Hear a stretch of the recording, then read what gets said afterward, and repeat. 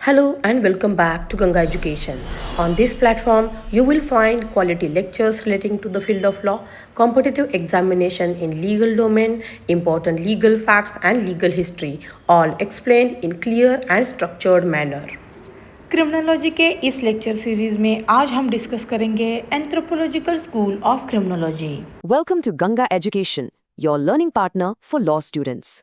आज हम एक ऐसी क्लासिकल थ्योरी के बारे में बात करेंगे जिसने लिटरली क्राइम को देखने का नजरिया ही बदल दिया था। हम बात कर रहे हैं एंथ्रोपोलॉजिकल स्कूल ऑफ क्रिमिनोलॉजी की।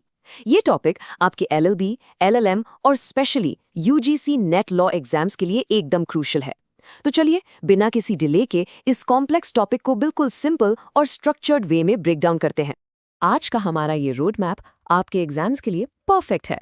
हम मीनिंग एंड बैकग्राउंड से शुरू करेंगे, then we look at the key propounders, core principles, उसके बाद कॉन्ट्रीब्यूशंस और क्रिटिसिज्म्स कवर करके हम एक क्विक रिविजन समरी पर एंड करेंगे। Let's get right into it. Section 1, meaning and background. अपने नोट्स निकाल लीजिए दोस्तों, क्योंकि इस टर्म का ओरिजिन समझना सबसे पहला और सबसे जरूरी स्टेप है। देखिए, किसी भी लीगल थ्योरी में टर्म की एटिमोलॉजी यानी वर्ड एक्चुअली आया कहाँ से है, ये लिखना लॉ एग्जाम्स में एक गारंटीड मार्क फीचर होता है। एंथ्रोपोलॉजी 2 ग्रीक वर्ड से आता है। पहला है एंथ्रोपोस, जिसका मतलब होता है मैन, और दूसरा है लॉगोस, जिसका मतलब है स्टडी। तो क्रिमिनोलॉजी के कॉन्टेक्स्ट में इसका सिंपली मतलब ये है कि इंसान के फिजिकल, मेंटल और बायोलॉजिकल ट्रेट्स की स्टडी करना, ताकि हम डीपली समझ सकें कि आखिर लोग क्राइम करते ही क्यों हैं।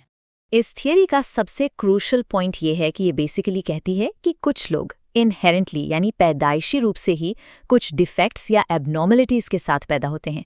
उनका फिजिकल स्ट्रक्चर या साइकोलॉजिकल मेकअप उन्हें नेचुरली क्राइम की तरफ पुश करता है। इन शॉर्ट, इनका मानना था कि सोसाइटी नहीं बल्कि उनकी बॉडी या माइंड के अंदर ही कुछ ऐसा है जो उन्हें क्रिमिनल बनाता है। Section 2, the key propounders. Objective tests जैसे UGC नेट के लिए स्कॉलर्स का नाम याद रखना एब्सोल्युटली क्रूशल है। तो चलिए इस थ्योरी के मेन फेजेस को देखते हैं। Now let's talk about the man himself, Cesare Lombroso. Exam point of view से आपको याद रखना है कि इन्हें फादर ऑफ क्रिमिनल एंथ्रोपोलॉजी और पॉजिटिव स्कूल का फादर भी कहा जाता है। इन्होंने ना एक बहुत ही बोल्ड क्लेम किया था कि क्रिमिनल्स बनते नहीं हैं बल्कि some people are born criminals. उनका मानना था कि इनबोर्न क्रिमिनल्स में एटमिस्टिक ट्रेट्स होते हैं। अब इस एटमिस्टिक वर्ड का मतलब क्या है? इसका मतलब है प्रिमिटिव या अर्ली ह्यूमंस के फिजिकल थ्रोबैक्स। बेसिकली लोम्ब्रोसो का ये कहना था कि कुछ क्रिमिनल्स एवोल्यूशनरी स्केल पर पूरी तरह से इवॉल्व ही नहीं हुए हैं और बस इसीलिए वो क्राइम करते हैं। तो समय के साथ ये थ्योरी बदली कैसे? 19th सेंचुरी में लोम्ब्रोसो का पूरा फोकस फिजिकल ट्रेट्स पर था, लेकिन 20th सेंचुरी आते आते स्कॉलर्स जैसे रिचर्ड रेडा, पॉल गेबार्ड और निकोलस ग्रोथ ने फोकस बिल्कुल शिफ्ट कर दिया। उन्होंने रियलाइज किया कि भाई सिर्फ फिजिकल फीचर्स से क्राइम एक्सप्लेन नहीं होता, इसीलिए उन्होंने साइकोलॉजिकल ट्रेट्स और एबनॉर्मल बिहेवियर्स पर ध्यान देना शुरू किया। और इंटरेस्टिंग बात यह है कि यही ट्रांजिशन आज मॉडर्न एरा की फोरेंसिक साइकोलॉजी का सॉलिड बेस बन चुका है। मूव करते हैं सेक्शन 3 पर, कोर प्रिंसिपल्स एंड फीचर्स। ये आपके लॉन्ग ऐसे आंसर की मेन बॉडी बनेगी। Let's break down these physical and psychological abnormalities. पुराने और नए व्यूज के बीच एक बहुत बड़ा कॉन्ट्रास्ट है। एक तरफ है लोम्ब्रोसो का फिजिकल एबनॉर्मैलिटीज वाला व्यू। वो लिटरली कहते थे कि बॉर्न क्रिमिनल्स के लार्ज जॉज, प्रोट्रूडिंग ईयर्स या एसिमेट्रिकल फेस होते हैं। सुनने में थोड़ा अजीब लगता है ना कि किसी के बड़े कान उसको ऑटोमेटिकली क्रिमिनल बना देंगे। एग्जैक्टली, ये व्यू अब पूरी तरह से आउटडेटेड है। दूसरी तरफ मॉडर्न एंथ्रोपोलॉजिकल फोकस साइकोलॉजिकल एबनॉर्मैलिटीज पर है, जैसे साइकोटिक डिसऑर्डर्स जहां इंसान का रियलिटी से टच ही टूट जाता है, या सोशियोपैथिक एंड सैडिस्टिक टेंडेंसीज जहां क्रिमिनल्स को दूसरों को पेन देकर प्लेजर मिलता है। ये मॉडर्न व्यू फॉर श्योर थोड़ा ज्यादा लॉजिकल और प्रैक्टिकल है। लेटर थिंकर्स ने इन्हीं साइकोलॉजिकल कॉन्सेप्ट्स को स्पेसिफिक क्राइम्स पर डायरेक्टली अप्लाई किया। जैसे सेक्सुअल ऑफेंसेस के पीछे उन्होंने inherent mental disorders, hostility towards women और जेंडर इनइक्वालिटी को हाईलाइट किया। वहीं दूसरी तरफ जुवेनाइल क्रिमिनलिटी यानी बच्चों के क्राइम के लिए उन्होंने साइकोलॉजिकल बैकग्राउंड को सबसे बड़ी वजह बताया, जैसे एक ब्रोकन होम का इम्पैक्ट या मिटर्नल डेप्रिवेशन यानी बचपन में माँ की प्यार और केयर की कमी। ये सब चीज़ें बच्चे की मॉरल डेवलपमेंट को रोक देती हैं और उनके साइकोलॉजिकल स्टेट को इतना स्ट्रांगली इम्पैक्ट करती हैं जिस वजह से वो डिलिंक्वेंसी की तरफ चले जाते हैं। Section 4, contributions and relevance.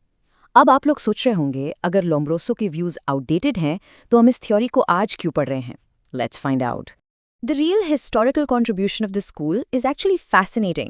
इस थ्योरी ने पहली बार साइकोलॉजी और साइकियाट्री को क्रिमिनोलॉजी के साथ डायरेक्टली जोड़ा। इन अर्ली आइडियाज़ ने ही अबनॉर्मल बिहेवियर को सीरियसली स्टडी करने का एक फाउंडेशन रखा, और इसने आज के मॉडर्न और हाईली एडवांस्ड फील्ड्स जैसे क्रिमिनल प्रोफाइलिंग और फोरेंसिक साइकोलॉजी के लिए रास्ता बनाया।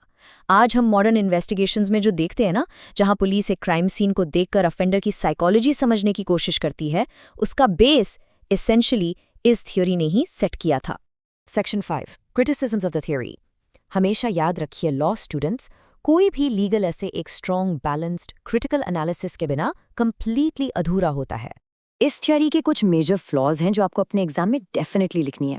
पहला क्रिटिसिज्म है इसका नैरो फोकस। ये थ्योरी एबनॉर्मल इंडिविजुअल्स को तो एक्सप्लेन करती है, लेकिन ऑर्डिनरी क्राइम्स जैसे थेफ्ट, फ्रॉड, करप्शन या वाइट कॉलर क्राइम्स को पूरी तरह इग्नोर कर देती है। दूसरा है इसका बायोलॉजिकल बायस। लोम्ब्रोसो की लार्ज जॉज और प्रोट्रूडिंग ईयर्स वाली बात कंप्लीटली अनसाइंटिफिक है। तीसरा और सबसे बड़ा फ्लॉ ये है कि ये थ्योरी सोशल फैक्टर्स जैसे पॉवर्टी, कल्चर और इनइक्वालिटी को बिल्कुल निगलेक्ट करती है। और आखिर में ये बहुत ही डिटर्मिनिस्टिक है। ये मानती ही नहीं कि इंसान के पास फ्री विल या पर्सनल चॉइस नाम की भी कोई चीज़ होती है। मतलब अगर कोई नेचुरली क्रिमिनल पैदा हुआ है तो हम उसे पनिश ही क्यों कर रहे हैं? ये इस थ्योरी का सबसे बड़ा कॉन्ट्रडिक्शन था। Finally we reach section 6 quick revision summary. अपने पेन्स और पेपर रेडी रखिए, ये आपका फाइनल एग्जाम रिकैप है। Okay, let's do a rapid-fire revision of the exact keywords you need. Number 1, anthropology का simple meaning है physical या mental traits और crime का direct connection. Number 2, key propounder का नाम absolutely मत भूलना, Cesare Lombroso. इनके keywords हैं born criminals और atavistic stigmata.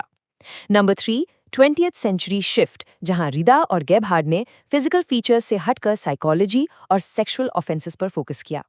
और नंबर 4, सबसे बड़ी फ्लॉ ये है कि ये थ्योरी इनकम्प्लीट है, क्योंकि ये सोसाइटी, पॉवर्टी और हमारे एनवायरनमेंट को पूरी तरह इग्नोर करती है। इन पॉइंट्स को एग्जाम में एज इज रिप्रोड्यूस कीजिए and your marks are totally secure. So मैं आपको इस एक थॉट प्रोवोकिंग क्वेश्चन के साथ छोड़कर जा रही हूँ। अगर बायोलॉजी हमारी डेस्टिनी नहीं है, तो आज के मॉडर्न टाइम में भी कितने क्राइम्स को हम अनफेयरली एनवायरनमेंट और पॉवर्टी की जगह एक इंसान के बेसिक नेचर पर ब्लेम कर देते हैं। Think about it. It's a completely fascinating question for any future lawyer और जज to consider. For more such law lectures, subscribe to Ganga education. Thank you for watching this session. If you found this lecture useful, do like, share and subscribe to Ganga Education. Keep learning, keep growing and stay connected for more law lectures.